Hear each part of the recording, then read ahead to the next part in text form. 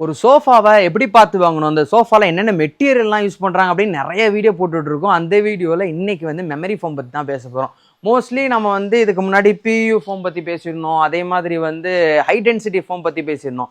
இன்னைக்கு நான் பேச போற சோஃபால தான் உட்கார போறேன். இந்த சோஃபாக்கு பேரு மெமரி ஃபோம் சோஃபா. மீன்ஸ் என்னன்னா, இந்த இதுல யூஸ் பண்ணியிருக்க மெட்டீரியல் மெமரி ஃபோம்ஸ். ஸோ நம்மள்ட்ட இருக்கிற எல்லாமே இந்த மெமரி ஃபோம்ல தான் இருக்கும். மோஸ்ட் ஆஃப் அதே மாதிரி நிறைய ஹை லெவல்ல இருக்கக்கூடிய ஃபோம் தான் நம்ம யூஸ் பண்ணிட்டு இருப்போம்.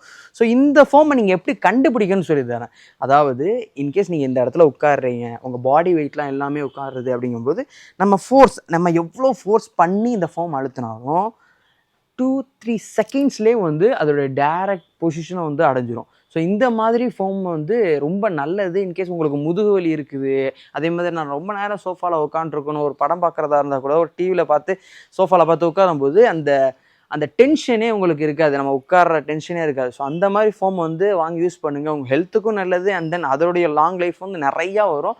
இன்கேஸ் இந்த மாதிரி சோஃபாஸை நம்ம கம்மி பட்ஜெட்டில் அஃபோர்டபுளாக வாங்கணும் அப்படின்னு நினச்சிங்கன்னா மாஸுக்கு வாங்க, விசிட் பண்ணுங்கள். உங்களுடைய சோஃபா கலெக்ஷன்ஸை எடுத்துகிட்டு போங்க.